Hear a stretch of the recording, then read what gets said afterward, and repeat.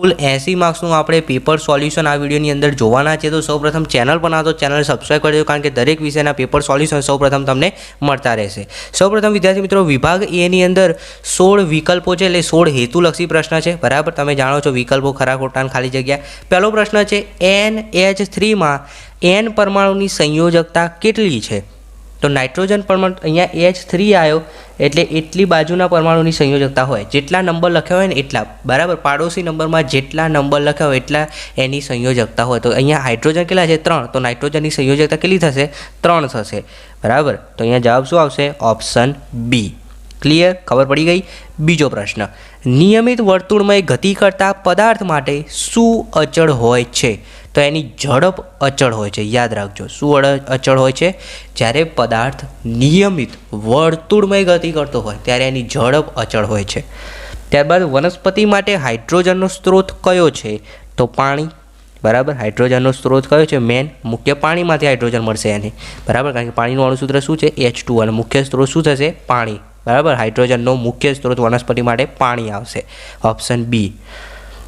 આગળ જોઈએ 14 પ્રશ્ન, કેલ્શિયમ ઓક્સાઇડનું રાસાયણિક સૂત્ર લખો. તો કેલ્શિયમ ઓક્સાઇડ બંનેની સંયોજકતા 2 છે, એટલે સમીકરણ સંતૃપ્ત થઈ જશે. બરાબર, એટલે આન્સર આ રીતે આવશે CaO, કેલ્શિયમ ઓક્સાઇડ. ખબર પડી ગઈ? કેલ્શિયમ ઓક્સાઇડનું રાસાયણિક સૂત્ર આ રીતે લખવાનું છે. ત્યારબાદ તમને આકૃતિ આપી છે, એ આકૃતિ શાની છે એ તમારે ઓળખવાની છે. તો વિદ્યાર્થી મિત્રો, આકૃતિ શાની છે? ચેતાકોષ. ઓકે, તો અહીંયા જવાબ આવશે ચેતાકોષ. હવે વિદ્યાર્થી મિત્રો, આગળ છઠ્ઠો પ્રશ્ન, લાંબી અને ટૂંકી એમ 2 કેસા ધરાવતા સજીવનું નામ. તો લાંબી અને ટૂંકી જે કેસા છે એવા સજીવનું નામ, તો એ કોની છે? તો યુગ્લિના. યુગ્લિના. યુગ્લિના. બરાબર, તો છઠ્ઠાનો જવાબ શું આવશે? યુગ્લિના. ક્લિયર? વેગનો SI એકમ શું છે? તો ઝડપ. અંતર ભાગ્યા સમય, અંતરનો એકમ m અને સમયનો સેકન્ડ, એટલે મીટર પર સેકન્ડ. મીટર પ્રતિ સેકન્ડ. બરાબર, આ રીતે પણ લખી શકો ને આ રીતે શબ્દોમાં પણ લખી શકો છો. એટલે આનું શું આવશે? મીટર પર સેકન્ડ. કોના પરથી વેક્સિન શબ્દ આવેલો છે? તો વેક્સિન શબ્દ એ વેક્સિનિયા પરથી આવેલ છે. કોના પરથી આવેલો છે? વેક્સિનિયા. લખતા જોઈ લો એટલે ભૂલ ના થાય. વેક્સિનિયા શબ્દ ઉપરથી વેક્સિન શબ્દ આવ્યો છે. ફૂગથી થતા રોગના નામ લખો. તો ફૂગથી 2 રોગ થાય. બરાબર, એક તો દાદર છે, બરાબર, એ ફૂગના કારણે થાય, અને ખસ. આ 2 રોગ જે છે ફૂગના લીધે થતા હોય છે.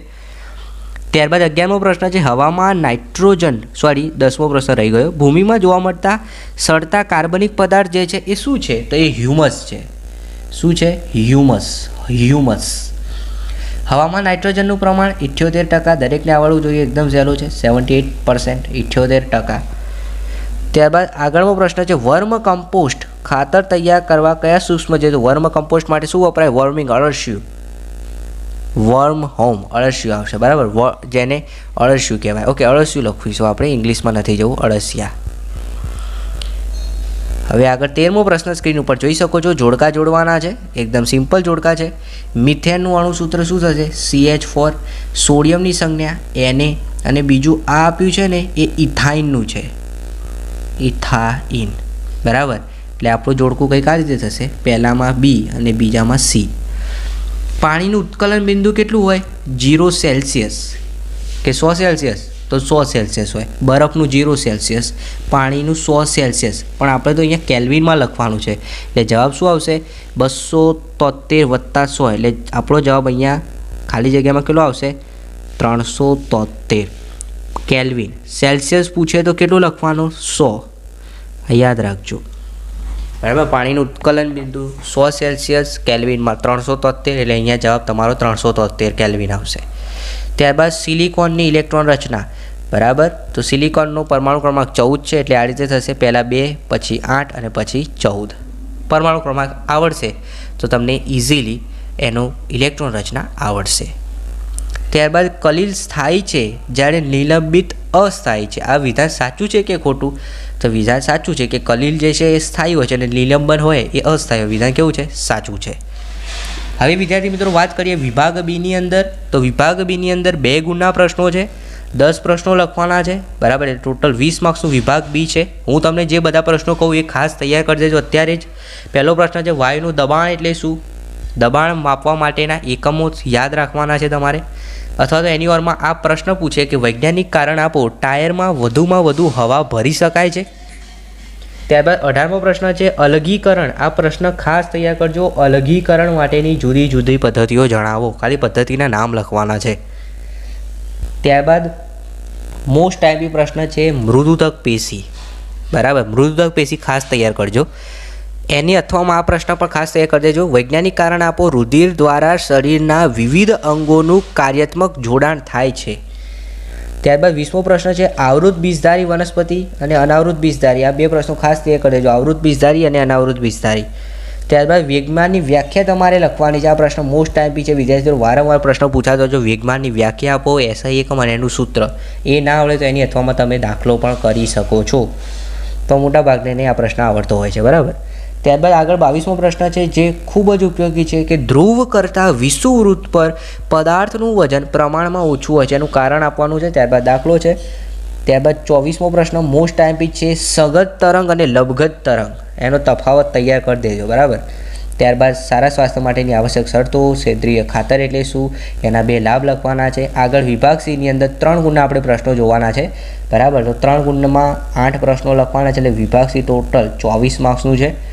એની અંદર કયા પ્રશ્નો તૈયાર કરતો? ખાસ આ પહેલો પ્રશ્ન મોસ્ટ ટાઈપી છે. દ્રવ્યની અવસ્થાઓ શા માટે ઉદ્ભવે, એના પ્રકાર જણાવવાના.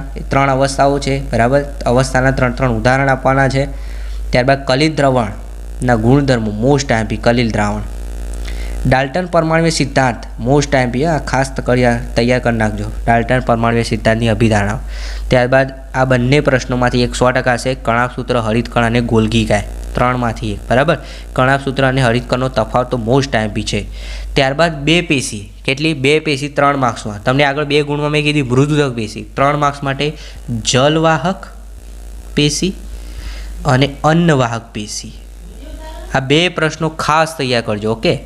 ત્યારબાદ 32મો પ્રશ્ન છે સુરેખ પથ પર અચળ પ્રવેગી ગતિ માટે સ્થાન અને સમય વચ્ચેનું સમીકરણ મોસ્ટ ટાઈપી. વિદ્યાર્થી મિત્રો 100% મોસ્ટ ટાઈપી. 3 માર્ક્સમાં ખાસ તૈયાર કરજો.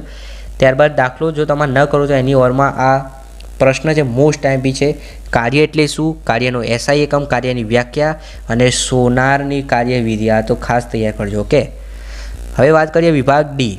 તો વિભાગ ડીની અંદર 4 ગુણના પ્રશ્નો છે, 5 લખવાના છે, એટલે વિભાગ ડી કુલ 20 માર્ક્સનું છે. કયા પ્રશ્નો કરવાના તો હું તમને કહું એ ખાસ કરી દેજો. પહેલો તો બોહરનો પરમાણુ નમૂનો ખાસ તૈયાર કરી દેજો. ત્યારબાદ એની અથવામાં આ પ્રશ્ન વારંવાર પૂછાતો હોય છે. ધોરણ 10માં પણ આ પ્રશ્ન આવશે તમારે.